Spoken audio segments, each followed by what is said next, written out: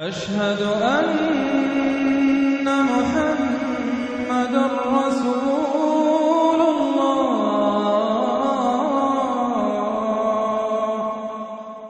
اب یہ تو تھا منفی نفاق، مثبت ہے ایمان۔ ایمان کے سلسلے میں جو باتیں سورہ حدید میں آئی تھیں، اب یہ پوری سورت، وہاں جو آیا تھا قتال اور جہاد اور حدید، یہ ساری چیزیں آئی تھیں نا، انزلنا الحدید، اور انبیاء کی بعثت کا مقصد، وہ سارا مضمون سورہ صف میں آ چکا ہے۔ اس کے لیے کیسے انسان آئیں گے، وہ سورہ جمعہ میں آ چکا ہے۔ سورہ حدید میں بھی آیا تھا، هو الذی ينزل علی عبدہ آیات بینات لیخرجکم من الظلمات الی النور، وہی ہے اللہ جو نازل کر رہا ہے اپنے بندے پر آیات بینات تاکہ وہ نکالے تمہیں اندھیروں سے روشنی کی طرف۔ لیکن سورہ تغابن میں ایمانی مباحث اور جامع ترین صورت ہے۔ میں حیران ہوں، میں چاہتا تھا کہ ایک ایک گھنٹے میں تین تین صورتیں ہوں، دو دو بھی نہیں ہو پا رہی ہیں، لیکن ایک بات یہ ہے کہ سورہ حدید کے بعد نمبر 2 میں سمجھتا ہوں کہ یہ سورہ مبارکہ بھی اللہ نے مجھے عطا کی ہے۔ اس کے اسرار و رموز، اس کا نظم اس قدر واضح اللہ کے فضل و کرم سے ہے۔ آپ بھی نوٹ کر لیجئے، اس میں صرف اشارات ہو سکتے ہیں۔ 2 رکوع ہیں، 10 آیتیں اور 8 آیتیں۔ پہلے رکوع کی 10 آیتوں میں 7 آیتوں میں نریشن ہے ایمان کی، ایمان یہ ہے یہ ہے یہ ہے یہ ہے، اور 3 آیتوں میں بڑی زوردار دعوت ہے، بس لاؤ ایمان، مانو ان باتوں کو۔ دوسرے رکوع کی 8 آیتوں میں سے پہلے 3 میں ایمان کے ثمرات بیان ہوئے، پہلے 5 میں ایمان حقیقی اگر ہے تو اس کا یہ ثمرہ ہے، یہ ثمرہ ہے، یہ ثمرہ ہے۔ اس درخت میں اگر آم کا درخت صحت مند ہے تو آم لگتے ہیں کہ نہیں؟ تو ایمان کا درخت صحت مند ہے اگر تو اس میں کوئی ثمرات لگیں گے، کوئی پھل لگیں گے کہ نہیں؟ یا ٹھونڈی ہے؟ وہ درخت، وہ پھل کون سے ہیں؟ کچھ داخلی پھل ہیں جو انسان کے اندر کھلتے ہیں پھول، کچھ باہر ہیں جو ظاہر ہوتے ہیں، اور پھر آخر میں 3 آیتوں میں زوردار دعوت ہے کہ ان تقاضوں کو پورا کرو۔ بسم اللہ الرحمن الرحیم، یسبح للہ ما فی السماوات و ما فی الارض۔ یہ تیسری مرتبہ یسبح آ گیا، ایک مرتبہ سورہ جمعہ میں، ایک مرتبہ سورہ حشر میں آ چکا تھا، یسبح لہ ما فی السماوات والارض، وما فی کے تکرار کے بغیر، دوسری مرتبہ سورہ جمعہ کے شروع میں، تیسری مرتبہ اطلاق، لہ الملک و لہ الحمد۔ اب یہ ساری چیزیں آ چکی ہیں سورہ حدید کے اندر۔ بادشاہی بھی اسی کی ہے، حمد بھی اسی کے لیے، وہو علی کل شیء قدیر، وہ ہر چیز پر قادر ہے۔ هو الذی خلقکم، اسی نے تمہیں بنایا ہے نا، فمنکم کافر ومنکم مومن۔ تو کتنی عجیب بات ہے کہ تم میں سے کوئی مومن ہے کوئی کافر ہے، بنانے والا تو سب کا ایک ہے۔ سب کو مومن ہونا چاہیے، سب کو اس کا شکر گزار ہونا چاہیے، سب کو اس کے سامنے جھکنا چاہیے، لیکن واقعہ یہی ہے، هو الذی خلقکم، اس نے بنایا تم سب کو، فمنکم کافر ومنکم مومن واللہ بما تعملون بصیر، اور جو کچھ تم کر رہے ہو اللہ دیکھ رہا ہے۔ اس میں بڑا ایک یوں سمجھیے کہ بڑی دھمکی ہے، اللہ دیکھ رہا ہے، یعنی یہ کہ جو بھی اس کی مخلوق میں سے اس کا کفر کرے پھر اس کے ساتھ وہ نمٹے گا اس سے۔ واللہ بما تعملون بصیر، ہم تمہیں دیکھ رہے ہیں، تمہاری حرکتیں ہماری نگاہ میں ہیں۔ کیا مطلب ہوتا ہے اس کا؟ خلق السماوات والارض بالحق، اس نے آسمان اور زمین پیدا کیے ہیں ایک پرپس کے ساتھ، باطل نہیں ہے یہ تخلیق، عبث نہیں ہے یہ تخلیق، حق کے ساتھ، با مقصد، با نتیجہ۔ اور خاص طور پر تم اس کی کریشن کا کلائمیکس، وَصَوَّرَكُمْ فَأَحْسَنَ صُوَرَكُمْ، اور تمہاری جو نقشہ کشی کی ہے تو کتنی عمدہ کی ہے۔ انسان کا جسم، اس کا اریکٹ پوسچر، پھر کس طریقے سے جو اس میں جنسیں بنائی گئی ہیں، کس قدر کامل ہم آہنگی ہوتی ہے، پھر چہرے پہ جو نقش و نگار ہے، ایک ایک چیز پر غور کرو۔ فَصَوَّرَكُمْ وَأَحْسَنَ صُوَرَكُمْ، بہترین صورت بنائی تمہاری۔ وَإِلَيْهِ الْمَصِيرُ، اسی کی طرف لوٹ کر بھی آنا ہے۔ یہ سب کچھ بنا کر ایسے نہیں چھوڑ دیا تمہیں، تم اتنی گھٹیا شے نہیں ہو کہ بس اٹھا کے پھینک دی، نہ کھلونا ہو کہ کھیلے اور بس اس کے بعد جیب اٹھتا گیا۔ یہ ایک سیریس کریشن ہے، پرپسفل ہے، نتیجہ نکلے گا۔ اب دیکھیے ایک آیت میں جمع کیا ہے وہ تمام جو ایمانیات، ایمان بالعلم، علم خداوندی کا جو ایمان ہمارا ہونا چاہیے۔ آپ کو کئی آیتوں میں ملے گا قرآن میں بہت سے مقامات پر، یہاں ایک میں 3 ڈائمنشنز دی ہیں. یعلم ما فی السماوات والارض ایک ڈائمنشن، وہ جانتا ہے جو کچھ آسمان میں ہے جو کچھ زمین میں ہے. کیا باقی رہ گیا؟ لیکن سیکنڈ ڈائمنشن وَيَعْلَمُ مَا تُسِرُّونَ وَمَا تُعْلِنُونَ، وہ بھی جانتا ہے جو تم چھپاتے ہو اور وہ بھی جانتا ہے جو تم ظاہر کرتے ہو. تیسری ڈائمنشن اور آئی وَاللَّهُ عَلِيمٌ بِذَاتِ الصُّدُورِ، سینوں کے اندر جو کچھ ہے وہ پنہاں ہے وہ بھی اللہ جانتا ہے. میں کافی عرصے تک متردد رہا کہ یہ تو پھر تکرار ہو گئی، جو کچھ ہم چھپاتے ہیں وہی ہمارے سینے میں ہے نا، اور تکرار محض کلام کا عیب ہے. یقیناً یہاں کوئی اور بات ہونی چاہیے. تو جب انکشاف ہوا کہ اس سے مطلب ہے even your sub conscious mind which even you don't know yourself what is lurking in the subconscious mind، تمہارے تحت الشعور کے اندر جو طوفان اٹھتے رہتے ہیں اللہ تو اس سے بھی واقف ہے. He knows you through and through، وہ تمہارے جین سے واقف ہے. هو عالم بكم اذ انتم اجنۃ فی بطون امہاتکم، اپنی ماؤں کے پیٹ میں جنین کی شکل میں تھے، اللہ تب بھی جانتا تھا تمہیں. تو وہ تو تمہارے سب کانشیس مائنڈ، تم نہیں بات جانتے نہیں، تمہیں نہیں معلوم، تم بسا اوقات دھوکہ کھا جاتے ہو. تمہارا تحت الشعور جو ہے وہ تمہیں دھوکہ دیتا ہے، لیکن اللہ اس سے بھی واقف ہے. الم یاتکم نبأ، اب 4 آیتیں ہو گئی ایمان باللہ پر، اگرچہ اسی میں مضمر ہے ایمان بالآخرہ بھی، معاد بھی. 2 آیتیں ایمان باللہ پر. الم یاتکم نبأ الذین کفروا من قبل، کیا تمہارے پاس خبریں آ نہیں چکی ہیں ان لوگوں کی جنہوں نے کفر کیا تھا پہلے؟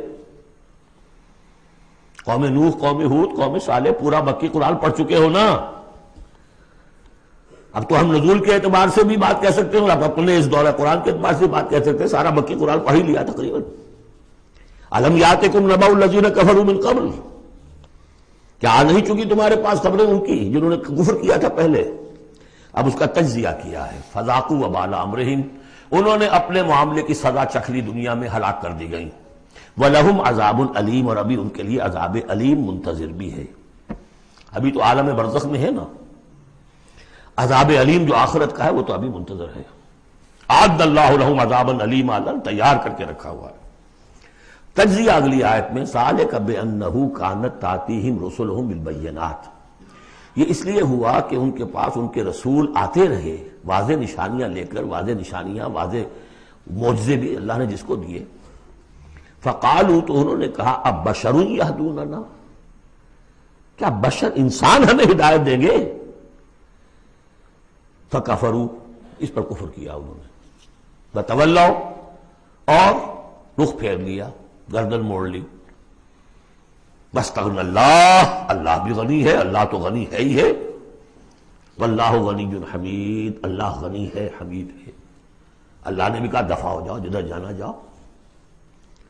اب یہاں آیا بہت باریک نکتہ، شاید آپ کو بھی وہ برا لگے، اچھا نہ لگے. دیکھیے ایک ہی بیماری ہوتی ہے، وہ کبھی کسی شکل میں ظہور کرتی ہے، کبھی کسی شکل میں ظہور کرتی ہے. وہی کینسر ہے، اس کی کسی جگہ کا جا کر کوئی سیکنڈری بنے گی تو اس کی کچھ اور شکل ہو جائے گی، کسی اور ٹشو میں کسی اور جگہ جائے گی تو اور شکل ہو جائے گی. بیماری یہی ہے کہ جب رسول آتے تھے تو لوگوں نے کہا یہ تو بشر ہیں، رسول کیسے ہو سکتے ہیں؟ سمجھ میں آ رہا ہے؟ یہی بیماری آئی بعد میں، جس کو رسول مان لیا، یہ بشر کیسے ہو سکتے ہیں؟ کوئی فرق ہے اس میں؟ وہاں بشر سامنے تھا، ہاتھ پاؤں والا، اس کا بیٹا ہے، اس کا پوتا ہے، اس کا پڑپوتا، ہم جانتے ہیں اس کو، کون ہے یہ وہی تو ہے نا. بشر سامنے تھا. بشریت کی بنا پر رسالت کا انکار، نبی کیسے ہو سکتا؟ اور جس نے نبی مان لیا خدا بناؤ، یا تو اس کو خدا کا بیٹا تو بناؤ کم سے کم، اور نہیں تو کم سے کم بشریت سے تو نکالو اس کو. ایک ہی مرض ہے، ایک ہی مرض ہے. آخر یہی کوئی تو وجہ ہے نا، قرآن کتنی دفعہ کہلواتا ہے قل انما انا بشر مثلکم یوحی الی انما الہکم الہ واحد. آخری آیت ہے سورہ کہف کی. اے نبی کہیے، ڈنکے کی چوٹ کہیے کہ میں ایک بشر ہوں تمہاری طرح کا. ہاں وہی ہوئی ہے مجھ پر. کہ تمہارا الہ تو ایک ہی ہے اور وہ الہ اللہ ہے۔ فمن کان یرجو لقاء ربہ فلیعمل عملا صالحا ولا یشرک بعبادۃ ربہ احدا۔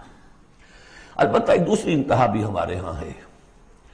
کچھ لوگوں نے اس نقطے کو ایمفیسائز کرنے کے لیے، جیسے ہم بھی کبھی کسی بات پر زور دینے میں کبھی کوئی لفظ ذرا مناسب سے ہٹ کر غیر مناسب لفظ ہم استعمال کر بیٹھتے ہیں۔ ہمارے بزرگوں سے بھی ہوا، کسی نے کہا بڑے بھائی بنا دیا، کسی نے کوئی اور مثال دے دی۔ ایسی بات بھی نہیں ہے۔ نبی کے بعض خصائص ایسے بھی ہیں کہ جو واقعتاً عام بشر کے نہیں ہیں۔ یہ حدیث بھی تو محمد رسول اللہ کی صلی اللہ علیہ وسلم کہ جب آپ سے یہ شکایت کی لوگوں نے، حضور آپ صوم وصال رکھتے ہیں، ہمیں نہیں رکھنے دیتے، ہمیں منع کرتے ہیں آپ۔ صوم وصال یہ ہے کہ آج روزہ رکھا اور اس کو آج شام کو افطار نہیں کیا، پھر رات چل رہا ہے وہ روزہ، اگلا دن بھی، تو 2 دن کا صوم وصال ہو گیا، اگلی روز شام کو جا کے کھولا، یہ صوم وصال ہے۔ پھر 3 دن کا، 4 دن کا آپ تو رکھتے ہیں، ہمیں اجازت نہیں دیتے۔ فرمایا ایکم مثلی، تم میں سے کون مجھ جیسا ہے؟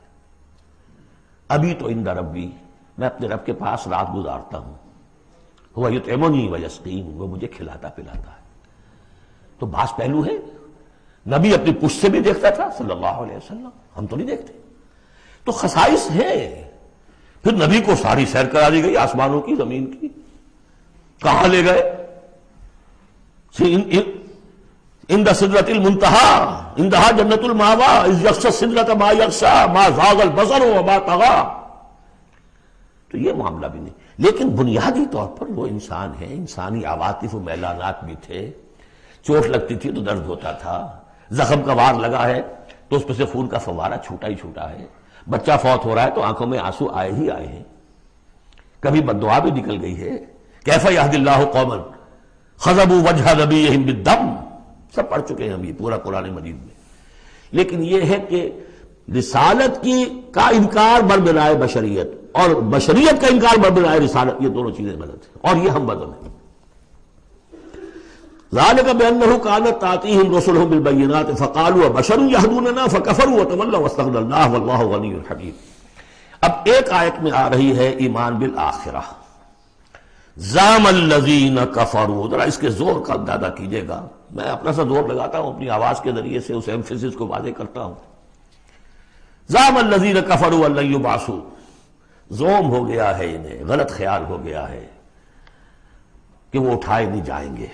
قل، اب ذرا نوٹ کیجئے، بلا وربی لتبعثن ثم لتنبؤن بما عملتم، کہہ دو اے نبی کیوں نہیں، اور مجھے میرے رب کی قسم ہے۔ کون کھا رہا ہے قسم؟ محمد رسول اللہ صلی اللہ علیہ وسلم۔ لتبعثن، تم لازماً اٹھائے جاؤ گے، ثم لتنبؤن بما عملتم۔ یہ اس پر جو خطبہ تھا حضور کا پہلا خطبہ جو آپ نے دیا ہے بنو ہاشم کو دعوت میں، وہ میرے کتابچے میں موجود ہے، دعوت اللہ اردو میں اور کال ٹو اللہ انگریزی میں، اس کا متن موجود ہے، وہ ہے کہ اس کی شرح ہے۔ واللہ لتموتن کما تنامون ثم لتبعثن کما تستيقظون ثم لتجزون بالاحسان واحسانا، واللہ لتموتن کما تنامون، خدا کی قسم تم سب مر جاؤ گے جیسے روزانہ رات کو سو جاتے ہو، ثم لتبعثن کما تعملون، ثم لتبعثن کما تستيقظون، جیسے روزانہ صبح کو بیدار ہو جاتے ہو ایسے اٹھا لیے جاؤ گے قیامت کے دن، ثم لتحسبن بما تعملون، پھر تمہارا حساب کتاب لیا جائے گا جو تم نے عمل کیا ہے، ثم لتجزون بالاحسان احسانا وبالسوء سوءا، پھر بدلہ ملے گا بھلائی کا بدلہ برائی کا بدلہ، وانھا لجنۃ ابدا او لنار ابدا۔ قل بلا وربی لتبعثن ثم لتنبؤن بما عملتم وذلک علی اللہ یسیر، اور یہ اللہ پر بہت آسان ہے۔ 7 آیتیں پوری ہو گئیں، 4 ذات و صفات، 2 رسالت، 1 آخرت۔ اب سنیے، فآمنوا باللہ، یہ فا بہت اہم ہے یہاں پر، بس ایمان لاؤ اللہ پر اور اس کے رسول پر، والنور الذی انزلنا، اس نور پر جو ہم نے نازل فرمایا، واللہ بما تعملون خبیر، جو کچھ تم کر رہے ہو اللہ اس سے باخبر ہے۔ اب یہاں دیکھیے ریورس ہو جائے گا آرڈر، ریشو پروپورشن۔ اب یہاں ایک آیت میں اللہ اور اس کے رسول کا ذکر آ گیا، اور اس میں بھی واللہ بما تعملون خبیر کے اندر آخرت کا ذکر ہے، اللہ باخبر ہے، تو اللہ کے پاس یہ ساری خبریں اس نے رکھی ہوئی ہیں، کوئی ریسرچ، وہ تھیسس لکھنا ہے اس کو، تمہیں سزا دینے کے لیے. لیکن اب دو آیتیں آ رہی ہیں شاندار آخرت کے لیے. یوم یجمعکم لیوم الجمع ذالک یوم التغابن، جس دن کے وہ جمع کرے گا تمہیں اس جمع ہونے والے دن، وہ ہے ہار اور جیت کے فیصلے کا دن. جو اس روز جیتا وہ جیت گیا، جو اس روز ہارا وہ ہار گیا. یہ دنیا کی ہار اور جیت کیا ہے؟ کچھ بھی نہیں. ایک ڈرامے کے اندر کوئی جیت گیا کوئی ہار گیا، نہ وہ جیت ہے اور نہ یہ ہار ہے. اصل جیتا وہ جو وہاں جیتا، اصل ہارا وہ جو وہاں ہارا. ذالک یوم التغابن، وہ ہے ہار اور جیت کے فیصلے کا دن. ومن یؤمن باللہ، جیت کس کی ہوگی؟ جو ایمان لائے اللہ پر، ویعمل صالحا، اور عمل کرے اچھے. اس کی تفصیل کچھ آگے آ جائے گی کیا کیا عمل کرنے ہیں. یکفر عنہ سیئاتہ، اللہ تعالیٰ اس سے اس کی برائیوں کو دور کر دے گا. ویدخلہ جنات تجری من تحتہا الانہار، اور ان باغات میں داخل کرے گا جن کے دامن میں ندیاں بہتی ہوں گی. خالدین فیہا ابدا، وہ رہیں گے اس میں ہمیشہ ہمیش. ذالک الفوز العظیم، یہ ہے بڑی کامیابی. والذین کفروا وکذبوا بآیاتنا اولئک اصحاب النار خالدین فیہا، اور جو لوگ انکار کریں گے اور تکذیب کریں گے ہماری آیات کی، وہ ہوں گے جہنمی اور رہیں گے اس میں ہمیشہ ہمیش. وبئس المصیر، اور یہ برا ٹھکانہ ہے. 10 آیات میں ایمانیات ثلاثہ کی بہترین جامع ترین تعبیر، تجزیہ اور ایک زوردار دعوت ایمان. فآمنوا باللہ ورسولہ. اب جو 8 آیات ہیں، 3 میں اب 5 میں اب ثمرات ایمانی. پہلا ثمرہ کیا ہے؟ ما صاب من مصیبت الا باذن اللہ ومن یؤمن باللہ یہد قلبہ واللہ بکل شیء علیم. اگر اللہ پر ایمان حقیقت میں دل میں پیدا ہو گیا تو تمہیں معلوم ہے کہ پتہ تک جنبش نہیں کر سکتا جب تک کہ اللہ کا اذن نہ ہو. تم پر کوئی مصیبت کیا بغیر اللہ کے اذن کے آ گئی ہے؟ کیا بغیر اس کے علم کے آ گئی ہے؟ اور اگر اللہ کی اذن سے آئی ہے تو تمہارے ایمان کا تقاضا ہے کہ سمجھو کہ اس میں خیر ہی ہوگا، چاہے یہ مجھے اس وقت بری لگ رہی ہے، مجھے اچھی نہیں لگ رہی ہے، خیر ہوگا. آسان تکرہوا شیئا وہو خیر لکم. لہذا بندہ مومن کی زبان پر کیا دل میں بھی کبھی اللہ کے خلاف شکایت کا انداز پیدا نہ ہو. یہد قلبہ، تسلیم و رضا، جو اللہ کی طرف سے آئے. ہم بھی تسلیم کی خو ڈالیں گے، بے نیازی تیری عادت ہی صحیح. نہ شبد نصیب دشمن کے شبد ہلاک تیرت، سر دوستاں سلامت کے تو خنجر آزمائی. اے اللہ جو تیری طرف سے خیر، بیدک الخیر. یہ تسلیم و رضا ہے، مقام تسلیم. علامہ اقبال نے بہت پرشکو انداز میں کہا ہے کہ اقدہا کے مقام رضا کشود مرا، برو کشید ز پیچا کے ہست و بود مرا. آدمی میں تکلیف کیوں آئی، اس نے کیا، اس نے کر دیا، یہ ہو گیا تھا، وہ ہو گیا تھا، یہ نہیں کرنا چاہیے تھا، میں نے یہ کام غلط کیا. لگے رہو اسی پیچ و تاب. بندہ مومن کہتا ہے جو آیا میرے رب کے حکم سے آیا. کوئی بھی ذریعہ بن گیا ہو وہ ٹھیک ہے، اس کے بدلہ لیں وہ ٹھیک ہے، وہ قانون کا معاملہ ہے. وَلَكُمْ فِي الْقِصَاصِ حَيَاةٌ يَا أُولِي الْأَلْبَابِ. اللہ کے خلاف شکایت نہیں. برو کشید نہ پیچا کہ ہست بود مرا، یہ ہے، یہ تھا، یہ کیوں ہو گیا، یہ کیسے ہو گیا، اس سارے چکر سے مجھے نکال لیا. کس چیز نے نکال لیا؟ کہ اقدہا کے مقام رضا کشود مرا. یہ مقام رضا نے کیسے کیسے میرے عقدے حل کر دی. اب میں تفصیل میں جا نہیں سکتا، اس پر میرے بڑے بڑے کیسز موجود. یہ بتانا میں بھول گیا ہوں آپ کو کہ وہ جو منتخب نصاب جس کا میں تذکرہ کرتا آیا ہوں، یہ ساری صورتیں ان میں داخل ہیں. یہ اس کا چوتھا حصہ جو تھا سورہ صف، سورہ جمعہ، سورہ تغابن، سورہ منافقون، اور یہ سورہ تغابن دوسرے حصے کی صورت ہے. یہ ایمان کی حقیقت پر سورہ فاتحہ، سورہ آل عمران کی آخری آیات، سورہ نور کی آیات نور، اور پھر یہ تغابن. تو پہلا ہے نتیجہ تسلیم و رضا. دوسرا نتیجہ یہ تو اندر نکلا نا، دل کے اندر احساسات ہیں. یہ پھول اندر کھلتا ہے، باہر نظر نہیں آتا. باہر نظر آنے والا بڑا پھول کیا ہے؟ وَأَطِیعُوا اللَّهَ وَأَطِیعُوا الرَّسُولَ فَإِن تَوَلَّیْتُمْ فَإِنَّمَا عَلَىٰ رَسُولِنَا الْبَلَاغُ الْمُبِینُ. اطاعت کرو اللہ کی اور اطاعت کرو رسول کی.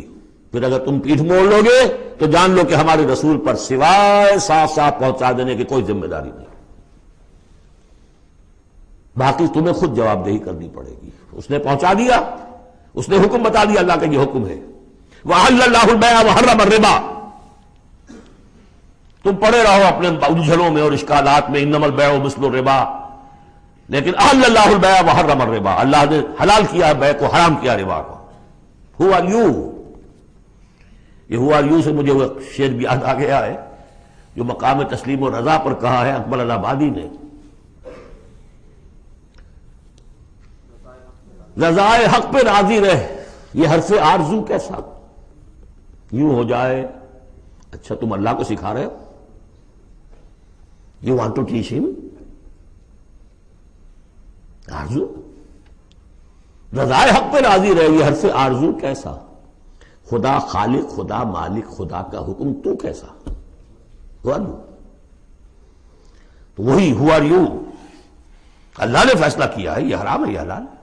تم اللہ کو مانتے ہو کہ نہیں؟ نمبر 1۔ رسول کو مانتے ہو کہ نہیں؟ نمبر 2۔ قرآن کو مانتے ہو کہ نہیں؟ نمبر 3۔ پھر کوئی دلیل نہیں، نو آرگیومنٹس، آئیدر اوبے اور گو اوے، تیسرا راستہ کوئی نہیں۔ وَأَطِيعُوا اللَّهَ وَأَطِيعُوا الرَّسُولَ وَإِن تَوَلَّيْتُمْ فَإِن تَوَلَّيْتُمْ فَإِنَّمَا عَلَىٰ رَسُولِنَا الْبَلَاغُ الْمُبِينُ اللَّهُ لَا إِلَٰهَ إِلَّا هُوَ وَعَلَى اللَّهِ فَلْيَتَوَكَّلِ الْمُؤْمِنُونَ۔ پھر ایک پھول اندر جو کھلا ہے دل میں کھلے گا، ذہن میں کھلے گا، توکل۔ اللہ ہی وہ ہے کہ جس کے سوا کوئی الہ نہیں، اس کی مرضی کے بغیر کوئی چیز جنبش نہیں کر سکتی۔ تمہارے کیے کیا ہو جائے گا؟ کچھ نہیں ہوگا۔ تمہارا کام ہے اپنی سی محنت کر کے نتیجہ اللہ پر۔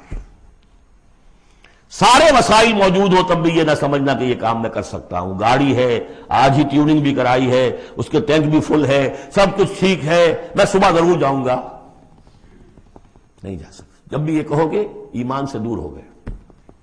وَلَا تَقُولَنَّ لِشَيْءٍ إِنِّي فَاعِلٌ ذَلِكَ غَدًا إِلَّا أَن يَشَاءَ اللَّهُ۔ کبھی مت کہنا کہ یہ کام میں کل ضرور کروں گا، مگر انشاءاللہ کے ساتھ، اللہ چاہے گا تو ہوگا ورنہ نہیں۔ اور سارے تمہارے پاس وسائل ہیں، تم کہو گے فتح ہی فتح ہے اب تو وہ حال ہو جائے گا جو غزوہ حنین میں ہوا تھا۔ اذ اعجبتکم کثرتکم، 12,000 کی تعداد،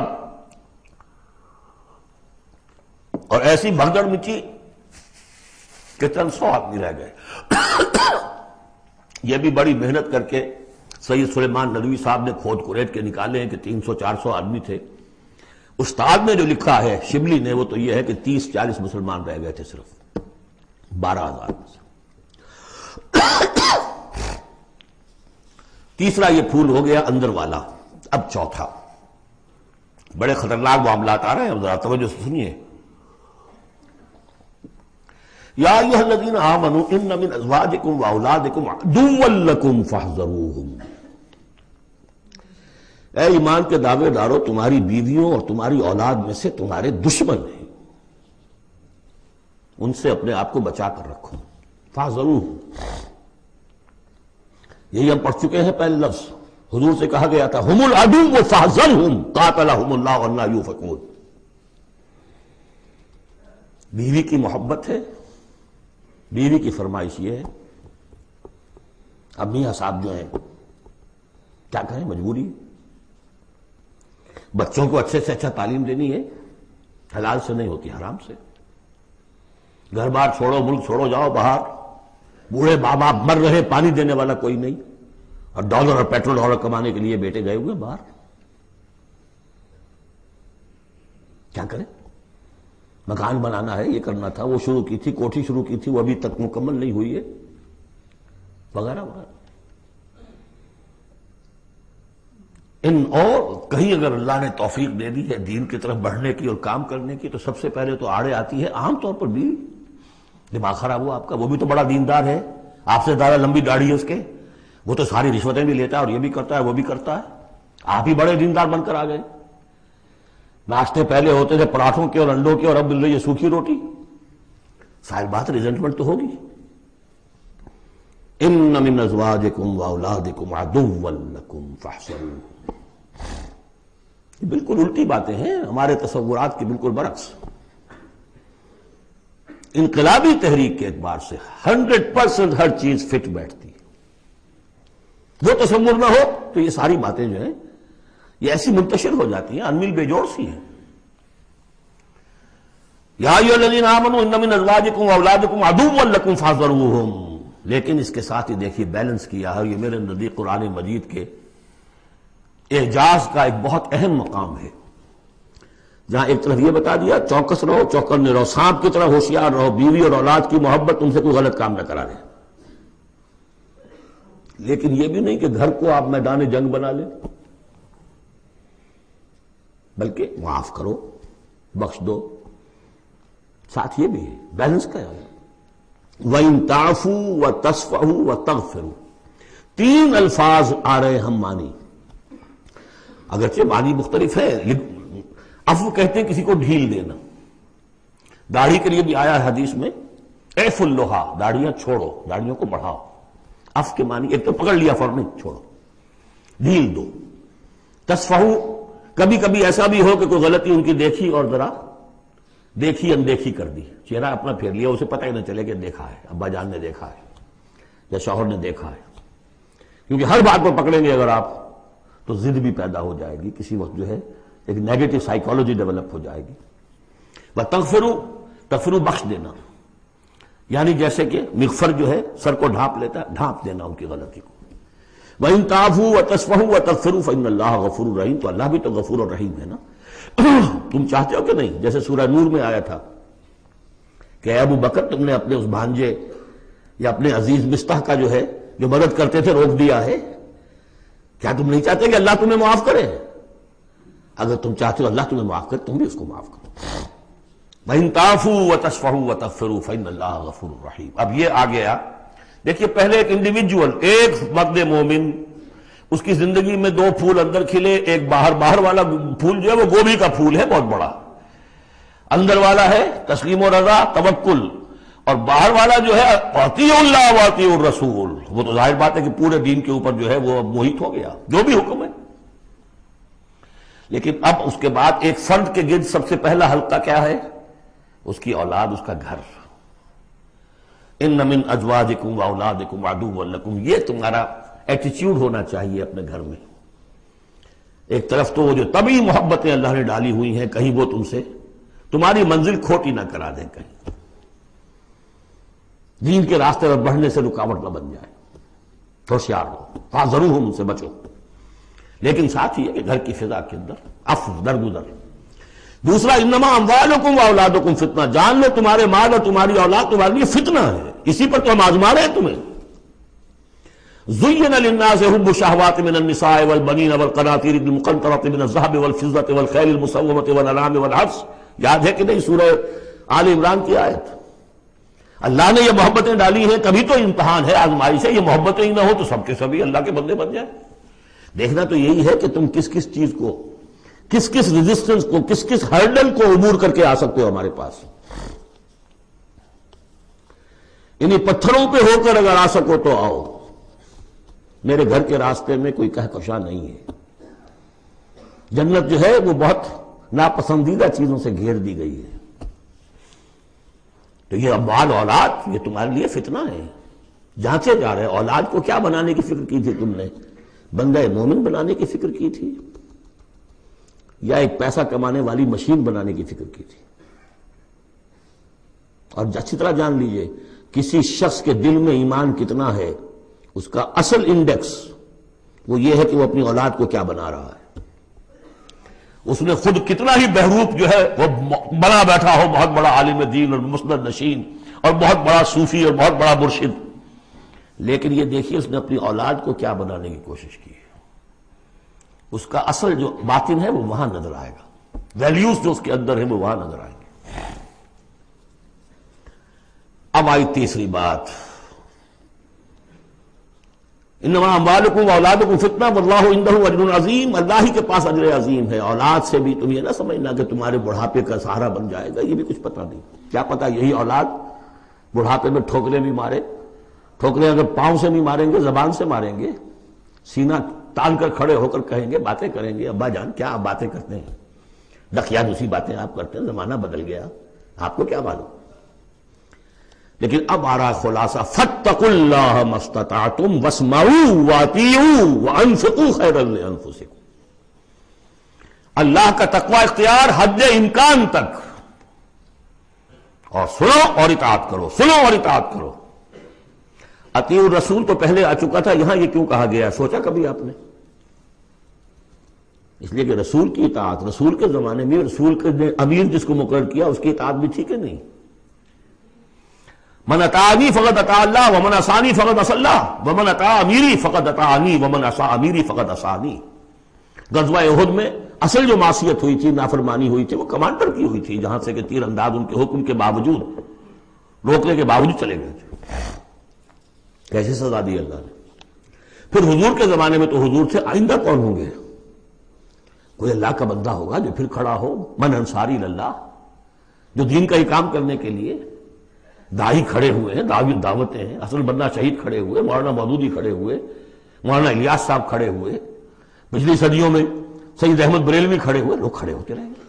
من انصاری اللہ، کون ہے جو میرے ساتھ ہاتھ بٹائے؟ اب آپ دیکھیے اس زمانے میں کون ہے، قبول کیجئے، فاسمعوا واطیعوا، پھر اس کا حکم سنیے اور مانیے۔ ڈسپلن پارٹی، ورنہ کیا ہوگا؟ کچھ بھی نہیں۔ عید آزادہ شکوہ ملک و دین اور عید محکومہ ہجوم مومنین، یہ 30 لاکھ کا ہجوم مومنین ہے جو حج میں ہوتا ہے۔ اگر یہ جماعت ایک ہوتی کسی ایک امیر کے نیچے 30 لاکھ کی، ایک امیر، عظیم الشان انقلاب۔ وانفقوا، اور خرچ کرو، خیرا لانفسکم، یہی تمہارے لیے، خود اپنے لیے بہتر ہے، لگا دو جو بھی کچھ دیا ہے۔ وہی دیکھیے جہاں پہ سورہ حدید، آمنوا باللہ ورسولہ وانفقوا مما جعلکم مستخلفین فیہ فالذین آمنوا منکم وانفقوا لہم اجر کبیر ومن یوق شح نفسہ فاولئک ھم المفلحون، اور جو اپنی جی کے لالچ سے بچا لیے گئے، بخل سے نجات پا گئے، وہی ہیں کہ جو اصل میں فلاح، آخری فلاح کو پہنچیں گے۔ ان تقرضوا اللہ قرضا حسنا، اگر تم اللہ کو قرض حسن دو، یضاعف لکم، وہ تو اس کو تمہارے لیے دگنا کرے گا، چوگنا کرے گا، 700 گنا کرے گا، فیغفر لکم، اور تمہیں بخش دے گا۔ واللہ شکور حلیم، اللہ شکور بھی ہے، حلیم بھی ہے۔ شکور اتنا ہے کہ تم جو بھی کچھ کرتے ہو قدر کرتا ہے کہ میرے بندے نے یہ کیا میرے لیے، اور حلیم اتنا ہے کہ تم نہیں بھی دیتے تو فوراً تمہاری گردن نہیں ناپتا، حلیم الطبع ہے۔ عالم الغیب والشہادہ، وہ جاننے والا ہے کھلے اور چھپے کا، تمہارے سامنے جو کچھ ہے وہ بھی اور جو تم سے غائب ہے اس کا بھی۔ العزیز الحکیم، یہ وہ صورت تھی جس کے شروع میں العزیز الحکیم نہیں آیا تھا، یہاں اختتام پر آ گیا، وہ العزیز ہے الحکیم۔